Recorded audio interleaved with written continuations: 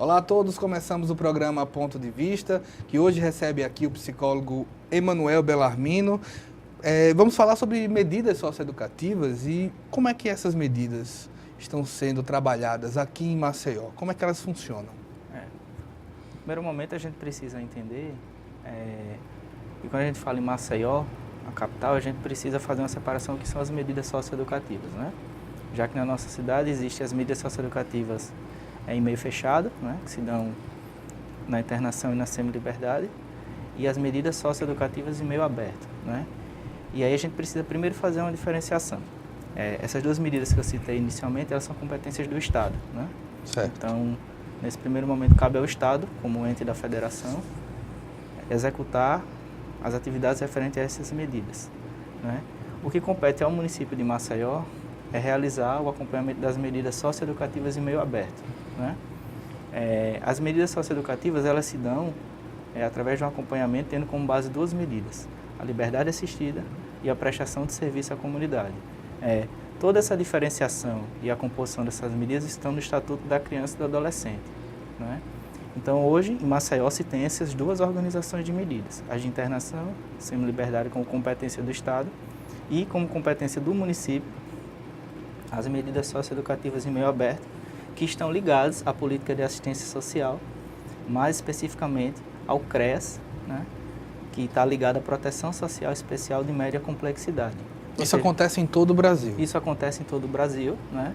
Essa organização do Sistema Nacional de Atendimento Socioeducativo, que estabelece a competência dos entes, Estado, município e a competência da Federação, está na Lei 12.594, conhecida como SINASE. Ou seja, ela vai instituir, organizar o Sistema Nacional de Atendimento Socioeducativo e estabelecer quais são as competências de cada ente da federação. Esse tipo de política é antigo já, Emanuel? A base dessa política ela vem com o Estatuto da Criança e do Adolescente, né, que vem de 1989. Né? Então, as medidas socioeducativas, elas já estavam estabelecidas no Estatuto da Criança e do Adolescente. Com o passar do tempo, as competências vão sendo organizadas, né? Vamos dizer assim, a instituição da política de assistência social, o PENAS e as outras leis que organizam, a gente vai tendo os serviços de assistência sendo organizados. Então, aqui trazendo um pouco para a nossa realidade, desde 2006, a gente tem essa organização que é a competência do município, né? Tendo o serviço da assistência social como referência. Nós temos o que aí nesse período? 10 anos, caminhando para um 11º ano. Temos evolução nesse período? Foi preciso amadurecer de alguma maneira esse processo, esse trabalho? O importante, pessoal que está nos assistindo, quando a gente fala em medidas socioeducativas, é que a gente parte de uma concepção, de um olhar para esses adolescentes, tendo como base os princípios que norteiam a nossa Constituição e o Estatuto da Criança e do Adolescente. E aí eu gosto sempre de trazer 3 aspectos fundamentais que norteiam o ECA. A proteção integral dos adolescentes, das crianças e dos adolescentes, a questão deles serem sujeitos de direitos e a questão referente ao olhar que eles são seres humanos em condição de desenvolvimento.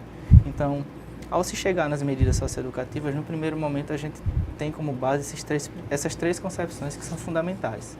Então, passa-se a organizar um sistema jurídico e um sistema de execução e acompanhamento de medidas socioeducativas, tendo como base esses aspectos, né? Como você bem colocou, de 10 a 11 anos o serviço aqui está organizado. Avanços tem, e o primeiro avanço que eu gosto muito de frisar é justamente você desenvolver um serviço e ações de acompanhamento do sistema socioeducativo, tendo como base essa concepção. Ou seja, a gente passa a construir uma ideia de socioeducação, de reinserção, de ressignificação desse adolescente que está em conflito com a lei, tendo como base a dimensão pedagógica e esse olhar para que esse adolescente possa ressignificar e restabelecer as suas relações a partir de um ato infracional, né? Então, trazendo um pouquinho para a nossa realidade, nós realizamos os acompanhamentos hoje em Maceió, em média 350 adolescentes, né? Nós conseguimos cobrir toda a cidade, né? Estamos referenciados pelos CREAS, como eu citei anteriormente, e diante disso, a gente tem uma articulação com o Poder Judiciário, chega-se à determinação judicial para que esses adolescentes cumpram as medidas, né, tendo como perspectiva a questão da responsabilização. O adolescente ele vai cumprir uma medida socioeducativa, seja de liberdade assistida ou de prestação de serviço à comunidade, tendo como ênfase também a ser chamado à responsabilidade. Ele está em conflito com a lei. E a partir disso, o serviço vai realizar o acompanhamento, trabalhar novas possibilidades de reinserção desse adolescente em relação com esse adolescente, né? Por isso também é um fator imprescindível o serviço de medida em meio aberto está na política de assistência social, que a gente tem a perspectiva de um olhar desse adolescente no sentido de que se promova uma autonomia e um empoderamento desse adolescente. Esse adolescente ele não é um ser estático, ele não é um ser paralisado dentro dessa medida, onde os técnicos, psicólogos, assistentes sociais e pedagogos irão apenas encaminhá-lo ou determinar a eles o que eles irão fazer. Muito pelo contrário, o nosso trabalho é um trabalho de construção com esses adolescentes, privilegiando ao máximo a sua autonomia, o seu empoderamento e a ressignificação das suas relações. Eu fico imaginando, exemplo, quando eu falo que tem 10 anos e tem uma evolução, é porque é uma evolução para mais do que a questão da letra. Você tem que compor equipe, essa equipe precisa ser preparada, nem sempre você tem pelo menos, você tem todo o direito, inclusive, de dizer ainda não é bem assim não, tá? Mas assim, a impressão que eu tenho como um comunicador, alguém que faz parte da sociedade. Você tem que formar uma equipe, não é porque você é um assistente social que você já está preparado para lidar com a né? Um psicólogo já está preparado com isso, você tem uma qualificação e isso dura um pouco de tempo para ficar pronto. Depois você vai criar uma cultura. Sim. Nesse processo, hoje, você pode dizer que 10 anos, 11 anos, é um tempo suficiente para um amadurecimento dessa estrutura? Sim. É uma estrutura madura hoje? É uma estrutura que tem uma concepção de socioeducação, né?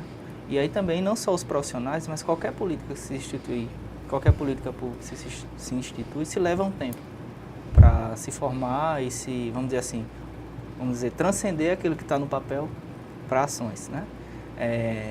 E a nível de Brasil, quando a gente reflete as nossas políticas, nós sabemos que muito do que está no papel ainda precisa ser melhor trabalhado, não é? Por exemplo? Então, quando a gente fala, por exemplo, vamos pegar um exemplo muito real. As críticas que se fazem, e aí mesmo não sendo da nossa alçada especificamente, mas é a crítica mais real. As unidades de internação, elas são instituições muitas vezes que têm mais a perspectiva da prisão do que ser uma unidade educacional. A gente sabe que ainda existe o desafio no Brasil de desconstruir esse processo.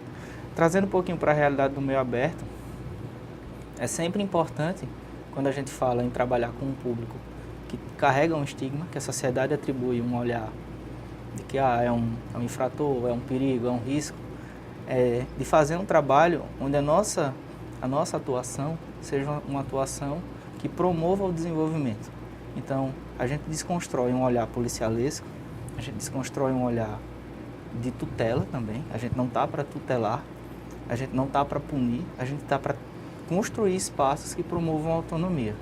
Então, esse processo, desde que se chega a esse período de 10 anos, isso é uma questão que precisa ser trabalhada.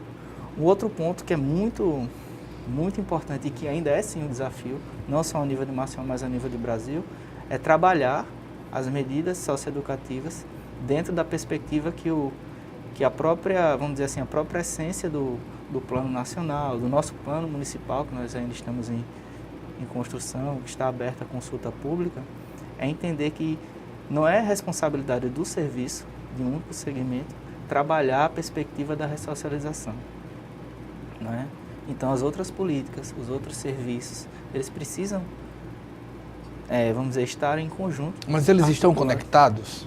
Alguns sim, outros não. O grande desafio, e aí a gente pode discutir isso por vários fatores, né? Até porque as outras políticas também possuem dificuldades. É uma reflexão que a gente precisa fazer, e a gente precisa ter isso, vamos dizer assim, bem amadurecido. As outras políticas também possuem dificuldades. A política de educação, a nível de Brasil, possui dificuldades.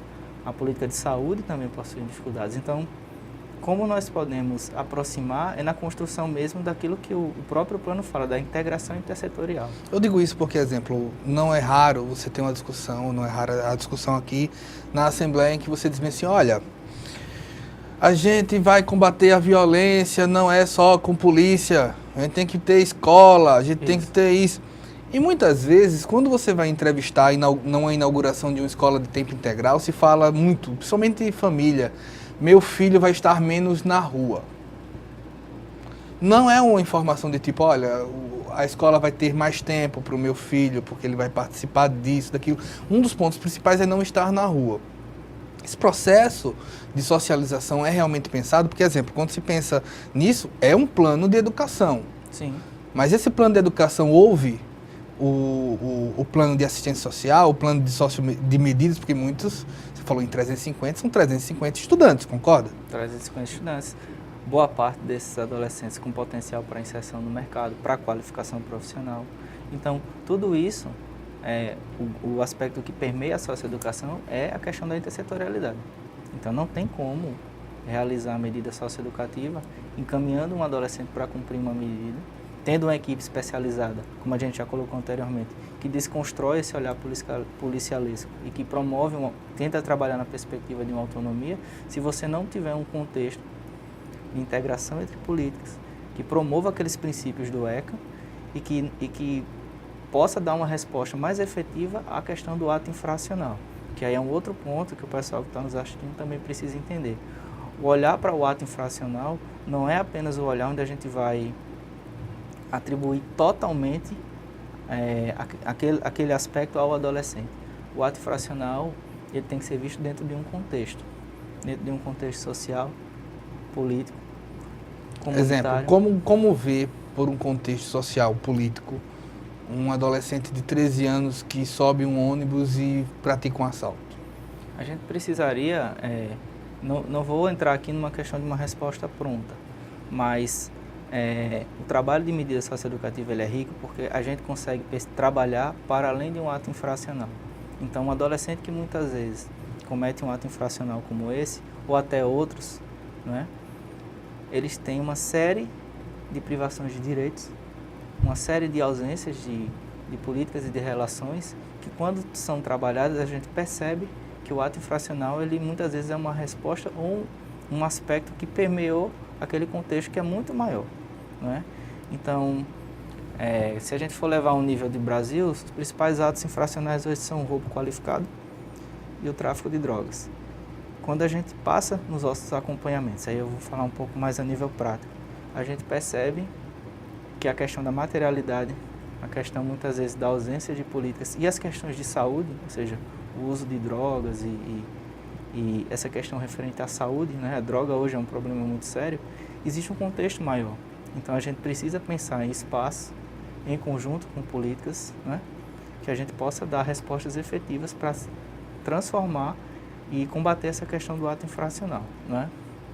E é um desafio trabalhar isso, porque nós vivemos uma realidade onde muitas vezes as políticas elas são falhas. A gente não consegue chegar com políticas a alguns espaços, né?